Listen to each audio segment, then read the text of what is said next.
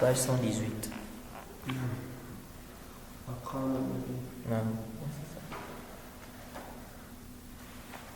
Non, vas-y.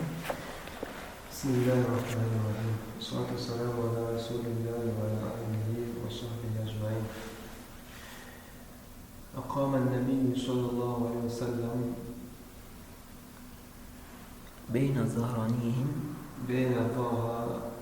ظهرانيهم نعم ثلاث عشرة سنة نعم يدعوهم إلى هذا والقليل هم الذين استجابوا له مثل السابقين الأولين من المهاجرين. نعم. بسم الله والصلاة والسلام على رسول الله أما بعد. Le cheikh dit le prophète a passé 13 ans à comment on appelle ça, avec les Quraysh. Il les appelait à ça, c'est-à-dire au tawhid. Il dit peu parmi eux ont répondu à l'appel, tels que les premiers musulmans parmi les muhajiroun. Et on avait déjà vu aussi que le grand nombre n'est pas une preuve.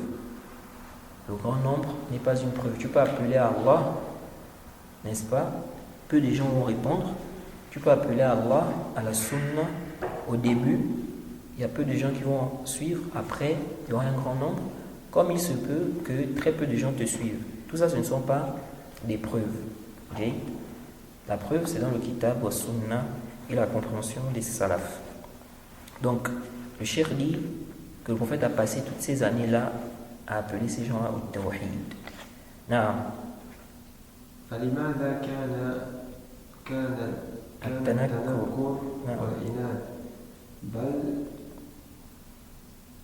ونبذه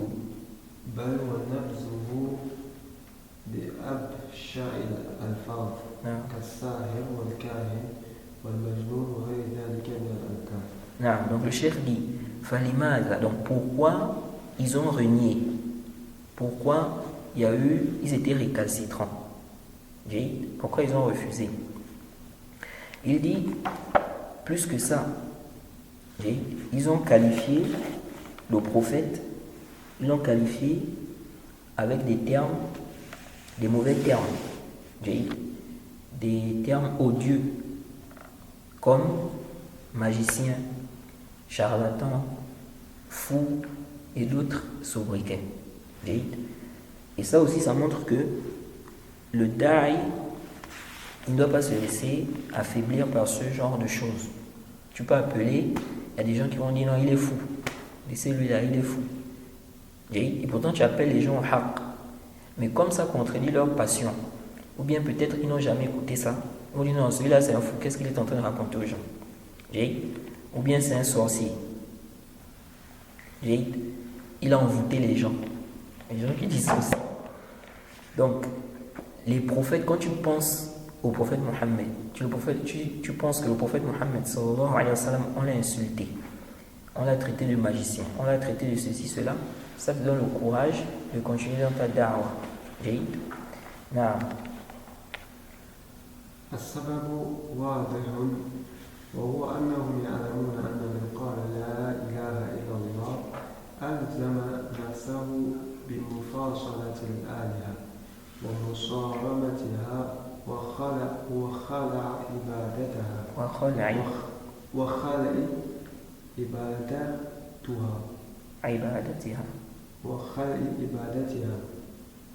وإبطالها. Non. Donc le cheikh dit as-sabab wadih, c'est-à-dire que pourquoi ils ont, comment on appelle ça, ils ont rejeté le message, n'est-ce pas, ils ont insulté ou bien ils ont qualifié le prophète comme ils l'ont qualifié. Le cheikh dit la cause est claire. Il dit car ils savaient, ils connaissaient le sens, n'est-ce pas, de la ilaha illallah. Il dit ils savaient que lorsqu'ils vont dire ça, ça veut dire quoi? Qu'ils doivent se détacher, ils doivent s'écarter des autres divinités. Et ils doivent délaisser l'adoration de ces divinités-là et ils doivent considérer ça comme étant ba'tilun, que cette adoration est caduque. Donc comme ils ont bien compris le sens là, ils ont refusé. Bien évidemment, le cheikh ici parle de ceux qui ont refusé. Parce qu'on sait bien que il y a ceux qui ont accepté le message.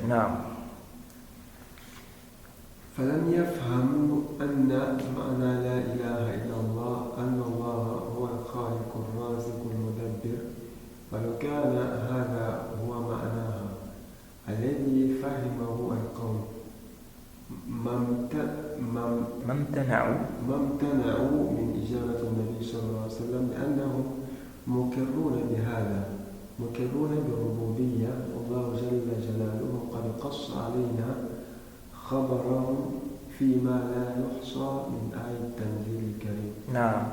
Donc le cheikh dit فلم يفهموا, donc ils n'ont pas compris أن معنى لا إله إلا الله, ils n'ont pas compris de cette parole là, il n'y a aucune divinité digne d'adoration en dehors d'Allah. Ils n'ont pas compris que ça veut dire que Allah est le créateur, celui qui pourvoit aux besoins, celui qui administre, n'est-ce pas, les choses. Il dit, s'ils avaient compris que c'était ça le sens, ils ne devaient pas s'abstenir de répondre au prophète Mohammed sallallahu alayhi wa sallam, car ils approuvent cela, ils reconnaissent cela, ils reconnaissent la rububiyya. Donc le cheikh veut dire que les gens qui ont refusé d'attester, les Arabes qui ont refusé d'attester, c'est parce qu'ils avaient bien compris que ça veut dire qu'ils doivent délaisser toute leur divinité là. Donc ils n'ont pas compris que ça veut dire qu'Allah est le créateur des cieux et de la terre. Sinon, ils devaient accepter. Et ça fait aussi un rad encore au Jama'at al-Tablir. Les Jama'at al-Tablir qui leur prêche de base, c'est sur ça. Le Tawhid al-Rububiyya. C'est là qu'a créé les cieux et la terre. Chef dans la foi, c'est là qu'a créé les cieux et la terre. C'est là qu'il nous a créé. Regardez le ciel, regardez ceci. Ça là, même les koufars des Quraysh, ils sont d'accord avec. C'est pas là le problème avec les prophètes et leur peuple. Le vrai problème, c'est quand on va leur dire maintenant d'adorer Allah seul, de délaisser toutes ces divinités-là. C'est pourquoi expliquer la ilaha illallah par le tawhid al-rububiyya, c'est une erreur. Dire par exemple que la ilaha illallah, ça veut dire que c'est Allah qui nous a créé, c'est Allah le créateur, c'est Allah qui pourvoit aux besoins. Non. La ilaha illallah, c'est-à-dire qu'il n'y a aucune divinité digne d'adoration en dehors d'Allah. Donc toutes les autres divinités là, parce que la divinité c'est ce qu'on adore, toutes les autres divinités là sont des fausses divinités. Ça va la vraie divinité, c'est la seule qu'on doit adorer. Donc ici là nous disons, on doit appeler les gens à adorer Allah seul. On ne doit pas seulement parler du tawhid al-rububiyya. Et le cheikh dit, Allah nous a dans le Coran, dans plusieurs versets, n'est-ce pas, parler de cela. من ذلكم قوله تعالى يا أيها الناس اعبدوا ربكم الذي خلقكم والذين من قبلكم لعلكم تتقون الذي جعل لكم الأرض فراشا والسماء بناء وأنزل من السماء ماء فأخرج به من الثمرات رزقا لكم فلا تجعلوا لله أندادا وأنتم تعلمون. Donc il dit ici, Allah a dit, ô vous les gens, adorez votre Seigneur qui vous a créé, vous et ceux qui vous ont précédés, afin que vous puissiez atteindre la piété. Donc adorez Allah afin que vous puissiez atteindre la piété. Adorez Allah qui vous a créé, vous et ceux qui vous ont précédés. Donc c'est lui qui vous a créé, vous devez l'adorer. Vous devez l'adorer. Il dit, celui qui a fait pour vous la terre, ou qui a fait la terre pour lit, pour vous, et le ciel comme toit. Ou bien il a fait du ciel un toit pour vous. Il a fait descendre du ciel une eau, à travers laquelle, n'est-ce pas, il fait sortir toutes sortes de fruits, ou bien il fait sortir des fruits qui seront donc une subsistance pour vous. Ne donnez pas à Allah des égaux, alors que vous savez cela. Vous voyez? Donc Allah ici rappelle que celui qui a créé. Ensuite il dit فَلَا تَجْعَلُوا لِلَّهِ أَنْدَادًا وَأَنْتُمْ تَعْلَمُونَ. Ne donnez pas à Allah des égaux alors que vous savez cela. Ça veut dire que du moment où tu sais que c'est Allah qui t'a créé, c'est Allah seul qui t'a créé, celui qui te donne la subsistance, c'est lui seul qui mérite l'adoration. Donc c'est lui seul que tu dois adorer. Donc comment tu vas adorer autre qu'Allah alors que tu sais que l'autre là, il n'y a rien fait, c'est pas lui qui t'a créé, c'est pas lui qui te donne la subsistance. Donc Allah nous fait comprendre ici que comme il nous a créé, c'est lui qui nous a créé, c'est lui qui nous donne la subsistance, il dit ne donnez pas là des égaux alors que vous savez bien cela. Non. والمعنى لا تجعلوا لله نظراء نظراء تعبدونهم معه نعم وتمهدونهم المحبة كما تحبون الله وتمحضونهم نعم وتمهدونهم المحبة كما تحبون الله وأنتم تعلمون أنه لا ند له في هذه الأشياء المذكورة. Non, le cheikh dit donc le sens ici, c'est que ne donnez pas à Allah des égaux que vous allez adorer et que vous allez aimer comme vous aimez Allah. Alors que vous savez qu'il n'a pas d'égaux dans toutes ces choses qui ont été citées là. Non. خاطبهم الله جل جلاله بذلك لأنهم مقرون بأن الله وحده هو المتفرد بهذه الأشياء المذكورة في الآية ومن ذلك قوله جل جلاله ولئن سألتهم من خلق السماوات والأرض ليقولن الله. Non. Donc le cheikh dit Allah donc s'est adressé à eux par cela car ils approuvent déjà que c'est Allah seul qui a créé ces choses-là, qu'Allah est unique, qu'il est seul dans cela, dans ces choses qui ont été citées. Il dit, et parmi donc ceux qui prouvent cela, c'est qu'Allah dit, si tu leur demandes qui a créé les cieux et la terre, ils diront certainement c'est Allah. Donc ils savent que c'est Allah qui a créé les cieux et la terre. Donc Allah est en train de rappeler ça, que c'est lui qui a créé les cieux et la terre, c'est lui qui vous a créé, c'est lui qui vous donne la subsistance. Alors ne lui donnez pas des égaux alors que vous savez cela, vous connaissez cela. فالقوم مقرون بالربوبية فما ذكر الله الربوبية في القرآن إلا ليلزم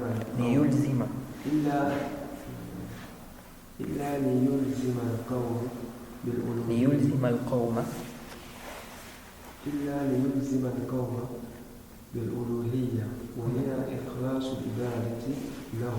هذا معنى لا إله إلا الله باختصار وهو أنه لا معبود بحق إلا الله. Non, le cheikh dit Allah, donc il reconnaissait donc la Rububiya, que c'est Allah qui a créé les cieux et la terre, que c'est Allah qui donne la subsistance et tout. Il dit Allah n'a cité cela dans le Coran, donc la Rububiya, que pour les obliger à faire quoi? À approuver la al-uluhiyya. Donc, pour qu'ils comprennent que c'est lui seul qu'ils doivent adorer. Il dit, il s'agit ici de l'adoration sincèrement pour Allah. Donc, adorer Allah seul. Il dit, c'est le sens de la ilaha illallah en résumé. C'est-à-dire qu'il n'y a pas de divinité digne d'adoration en dehors d'Allah. C'est ça le sens de la ilaha illallah. Parce que ilah c'est la divinité. Oui? Parce que ilah c'est la divinité. Donc la ilaha, pas de divinité. Illallah. Oui? Pas de divinité, digne d'adoration en dehors d'Allah. Naam. فالمشركون عرفوا هذا. نعم. فمن قالها أبطل كل معبود سوى الله سبحانه وتعالى. ومما يزيد هذا المعنى ما روي أن رسول الله صلى الله عليه وسلم قال لحسين والد عمران رضي الله عنه كم إلها تعبد؟ قال 7 6 في الأرض وواحدا في السماء. قال فأيهم تعد لرغبتك ورهبتك قال تعد نعم ماذا؟ فأيهم تعد نعم قال الذي في السماء قال يا حسين أما إنك لو أسلمت علمتك كلمتين تنفعانك قال فلما أسلم حسين قال يا رسول الله علمني الكلمتين اللتين وعدتني فقال قل اللهم ألهمني رشدي وأعيذني من شر نفسي. Non. Donc ici, le cheikh dit, il nous cite un hadith, il dit les associateurs ont pris conscience de cela, ils ont su cela, que si ils doivent attester, ça veut dire qu'ils doivent, n'est-ce pas, délaisser tout ce qu'ils adorent en dehors d'Allah. Celui qui dit ça donc ils ont su ça, que celui qui dit ça, il va annuler tout ce qu'il adore en dehors d'Allah. Jade. Le cheikh dit, ce qui ajoute encore donc au niveau de la compréhension de ce qu'il a dit, c'est ce qui a été rapporté du prophète. Il a dit à Hussein, le père de Imran, il lui a dit, combien de divinités tu adores? Donc tu adores combien de divinités? Il a dit 7. 6 divinités sur terre et une qui est au ciel. Et le prophète lui a dit, on dit que le prophète lui a dit, qui donc préfères-tu pour tes besoins? Il a dit, celui qui est au ciel. Et on dit que le prophète a dit, oh Hussein, si tu t'islamises, je vais t'enseigner 2 paroles qui vont être profitables pour toi. Et lorsqu'il s'est islamisé, il a dit, oh messager d'Allah, enseigne-moi ces 2 paroles-là, donc ce que tu m'avais promis. Et il lui a dit, dis, ô Seigneur, inspire-moi la guidée et préserve-moi du mal de mon âme. Mais le hadith est da'if. Le hadith est da'if. C'est pourquoi en bas ici là, on a mis ici que وَضَّعَفَهُ الْأَلْبَانِي. Donc ce n'est pas authentique.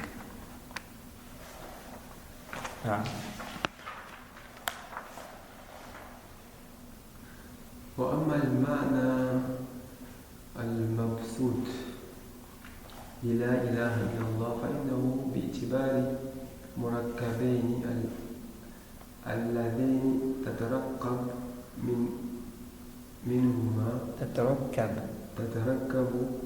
منهما هذه الكلمة لا إله إلا الله فهي جملة. Donc le cheikh dit maintenant le sens détaillé de la ilaha illallah. Il dit par rapport, n'est-ce pas, à la composition de cette parole, il dit ici c'est une phrase. Naam. Maintenant il va expliquer ça en détail. Naam. فلا إله نافيا جميع ما يقبل من دون الله. Naam. Donc il dit فلا إله.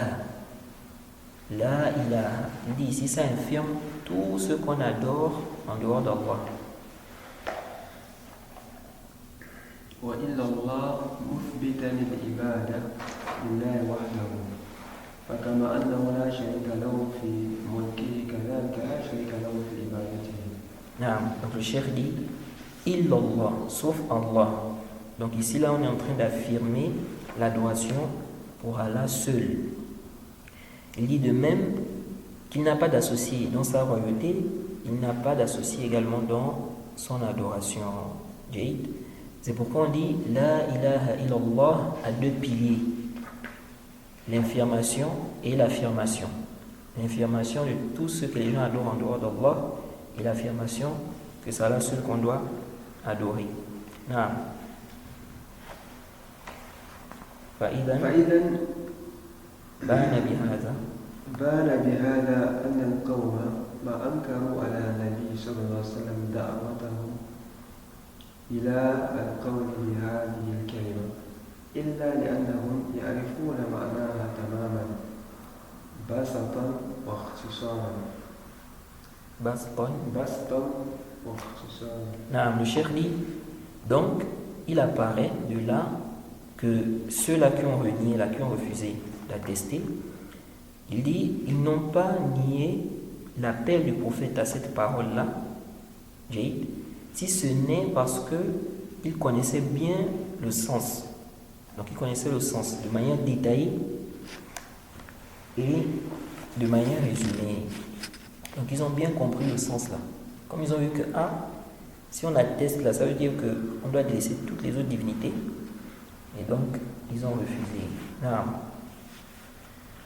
وعلى هذا فإن من نطق بلا إله إلا الله قولا وعملا واعتقادا عالما بمعناها عاملا بمقتضاها حقق تجريد الإخلاص لله وحده. Non, le cheikh dit, et donc, celui qui va prononcer cette attestation-là, donc il prononce ça, qui va œuvrer et qui aura comme croyance, il aura cette croyance-là. Donc il n'y a aucune divinité digne d'adoration en dehors d'Allah. Tout en connaissant le sens, et en œuvrant par rapport à ce que cela implique, il aura concrétisé donc la sincérité pour Allah. Ici là, le cheikh dit, et œuvrer avec ce que cela implique, ce que la ilaha illallah implique. Souvent, il y a des gens, ils expliquent l'implication là par des choses en réalité qui ne rentrent pas dans l'implication qui est visée ici là. Quand il dit amilan bi muqtabaha, qu'est-ce que la ilaha illallah implique? Quand il dit la ilaha illallah, ça implique que tu n'adores pas autre qu'Allah. Parce que tu dis il n'y a aucune divinité digne d'adoration en dehors d'Allah. Donc ça implique que tu adores Allah seul. Mais comment tu dis la ilaha illallah et puis tu adores encore autre qu'Allah? Donc ça veut dire qu'ici là, quand on dit amilan bi muqtabaha, c'est-à-dire que tu ne commets pas le shirk. C'est ce que ça veut dire. Amilan bi muqtabaha, tu ne commets pas le shirk, tu adores Allah seul. Le cheikh Mohammed ibn Abdul Wahhab, qu'est-ce qu'il nous dit? Il dit ceci, il dit dans Al-Rasail Al-Shakhsiyya, à la page 120, c'est la 20e lettre. Ce sont les lettres que Cheikh Mohammed ibn Abdul Wahhab écrivait à des gens. La 20e lettre, à la page 120, il dit Tabayyana anna nutqa biha, donc prononcer la ilaha illallah. Il dit la yanfa illa bil amali bi muqtabaha. Il dit la prononciation là n'est pas profitable sauf avec quoi? Avec la pratique de ce que cela implique. Donc elle n'est profitable que si elle est accompagnée de quoi? De la pratique de ce que cette parole implique. Mais qu'est-ce que cette parole implique? Il dit wa huwa tarku shirk wa hadha huwa al-matlub. Donc c'est ce que ça, quand on dit al-amal bi muqtabaha, yani tu dois délaisser le shirk, tu dois adorer Allah seul. Mais si toi tu dis la ilaha illallah, tu invoques les morts, tu invoques les djinns, est-ce que toi tu as œuvré bi muqtabaha? Tu n'as pas œuvré bi muqtabaha. Donc c'est ce qui est visé ici. C'est pas comme certains, parce qu'il y en a, ils expliquent ça. On dit par exemple c'est al-amal bi muqtabaha, donc faire le hajj, faire la zakat. Non. Al-amal bi muqtabaha, c'est-à-dire que tu adores Allah seul, sans rien lui associer. Tu n'es pas dans le shirk, tu n'invoques pas les morts, tu ne tombes pas dans le shirk. Ensuite le cheikh a dit al-far'u al-thani, نعم الفرع الثاني في شهادة أن محمدا رسول الله. هذه الشهادة ليست مجرد كلمة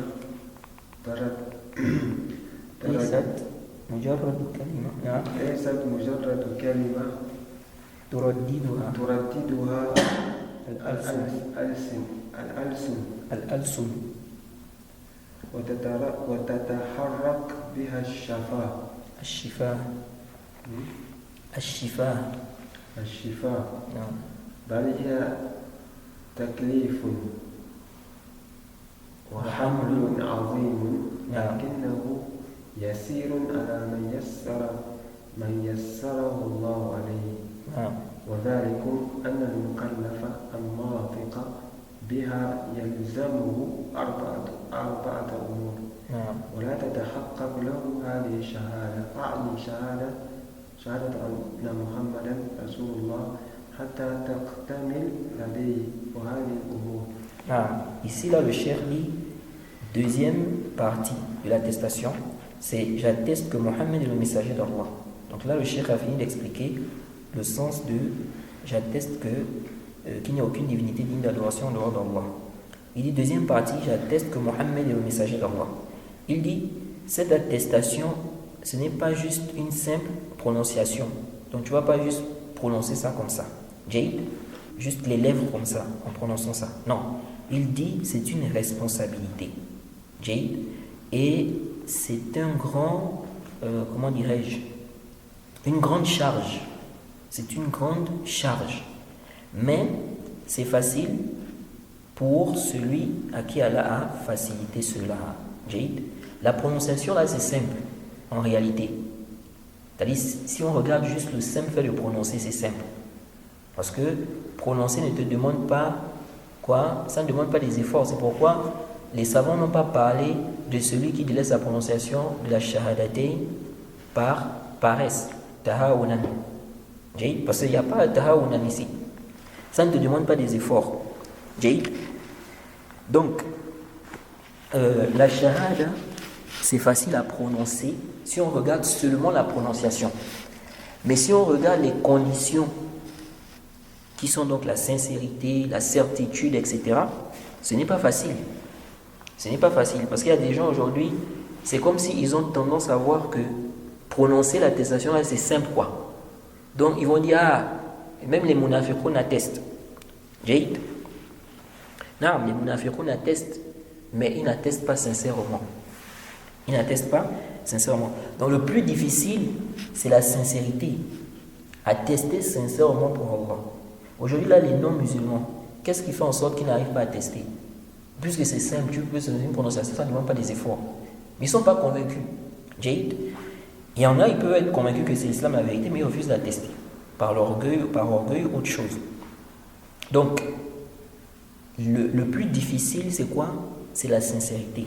Donc en réalité, si on regarde seulement le simple fait de prononcer, on va dire c'est simple. Mais si on regarde les chouroutes là, la sincérité, la certitude, tout ça, on va voir que c'est lourd. C'est pourquoi le cheikh dit ici que ce n'est pas une simple prononciation, n'est-ce pas, au niveau de la bouche. Il dit, celui donc qui a testé, il lui incombe 4 choses. Il dit que cette shahada là, quand tu attestes que Mohammed est le messager d'Allah, ça ne va pas se concrétiser jusqu'à ce que ça remplisse ces choses-là. Quelles sont ces choses-là? Le cheikh dit Hiya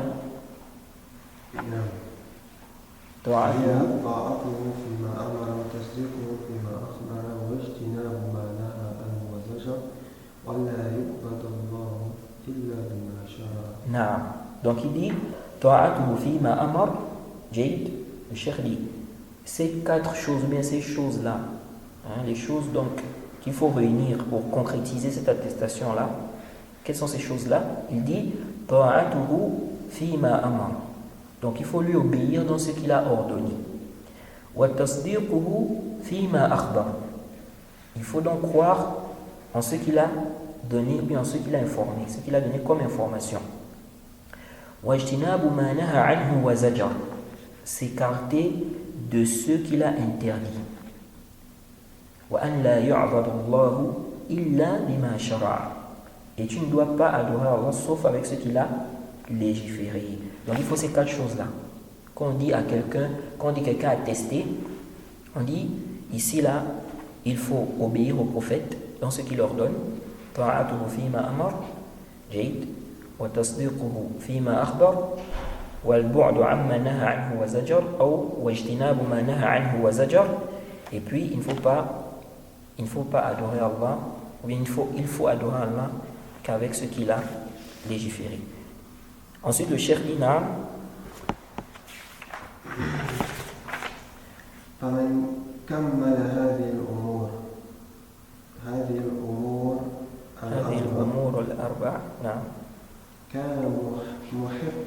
في شهادته للنبي محمد صلى الله عليه وسلم بالرسالة وكانت شهادته على نفسه لنبي محمد صلى الله عليه وسلم أنه المرسل إليه شهادة صحيحة شهادة حق المرسل أنه المرسل إليه نعم شهادة صحيحة شهادة حق بها يتحقق له تجريد المتابعة للنبي صلى الله عليه وسلم. Le cheikh dit, celui qui va donc compléter ces 4 choses-là, alors il aura concrétisé cette attestation qui est donc que le prophète est le messager d'Allah.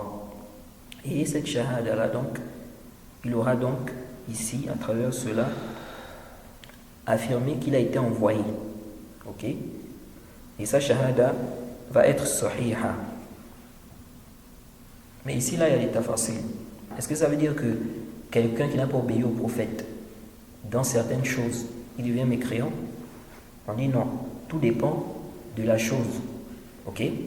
Tout dépend de la chose. Parce que le cheikh ici, il a dit obéir au prophète dans ce qu'il a ordonné, croire en ce qu'il a donné comme information, s'écarter de ce qu'il a interdit et adorer Allah avec ce qu'il a légiféré. Maintenant, il dit celui qui va donc compléter ça, sa shahada est sahiha. La shak. Mais est-ce que ça veut dire que celui qui va être négligent dans certaines choses, il devient mécréant? On dit ça dépend de ce dans quoi il va désobéir. Ok? Par exemple, quelqu'un, le prophète a ordonné de faire une chose, mais celui qui ne fait pas ça, il ne sort pas de l'islam, par exemple. Lui, s'il ne fait pas ça, on ne dit pas quoi? Que sa shahada n'est pas sahih. Parce qu'il est toujours musulman. Mais on va dire qu'il y a un manque.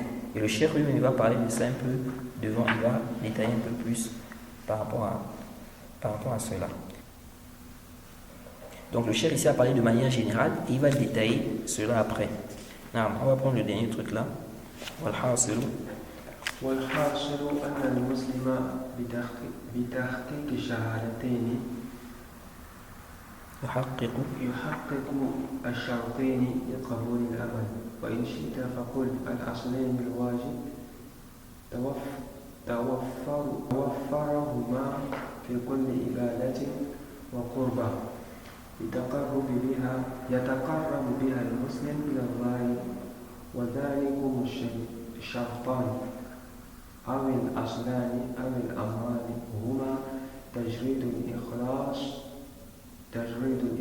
لله وحده وتجريد المتابعة للنبي صلى الله عليه وسلم. Non, donc le cheikh dit ici, en résumé de ce qu'il a dit, de tout ce qu'il a dit, il dit le musulman, en concrétisant donc ces 2 attestations-là, ok, il est en train de concrétiser les 2 conditions pour qu'Allah accepte les œuvres. Okay? On sait qu'il y a 2 conditions pour qu'Allah accepte les œuvres, la sincérité et puis le mutaba. Donc il dit, si tu veux dire les 2 bases obligatoires qu'il faut réunir dans chaque adoration, chaque acte à travers lequel on se rapproche d'Allah. Donc il dit, quelles sont ces 2 conditions-là? Il dit la sincérité à Allah et puis le mutaba du prophète. Donc il n'y a que le prophète ici que tu dois suivre. C'est pour cela on dit que tu n'as pas le droit, si un savant, sa parole contredit la parole du prophète, tu n'as pas le droit de prendre la parole du savant et laisser la parole de qui? Du prophète Mohammed sallallahu alayhi wa sallam. Le fait de faire ça, ça montre qu'il y a un problème dans ton attestation, même si on ne va pas directement faire ton takfir. Comme on a expliqué, tout dépend de ce que la personne contredit. Et le prophète Mohammed sallallahu alayhi wa sallam a dit dans le hadith de Nasa'i, Allah n'accepte pas, n'est-ce pas, une œuvre illa ma kana khalisan wabtughiya bihi wajhuhu.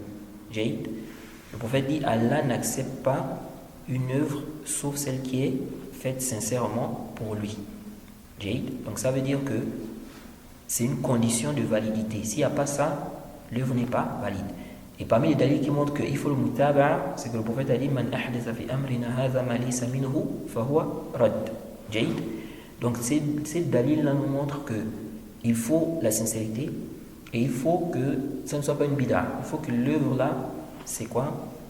C'est légiféré. Donc si une condition manque, c'est pas quoi? C'est pas accepté. L'œuvre est conforme, mais tu n'es pas sincère, ce n'est pas accepté. Tu es sincère, mais c'est pas conforme, ce n'est pas accepté. Non.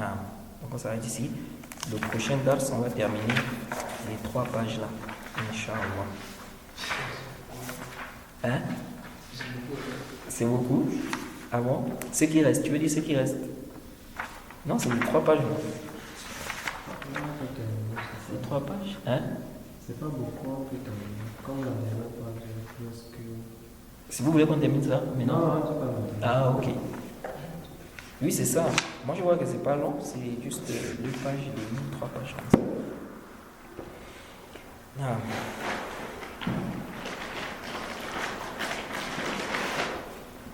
C'est bon, il n'y a pas de questions. سبحانك اللهم وبحمدك واشهد ان لا اله الا انت استغفرك واتوب اليك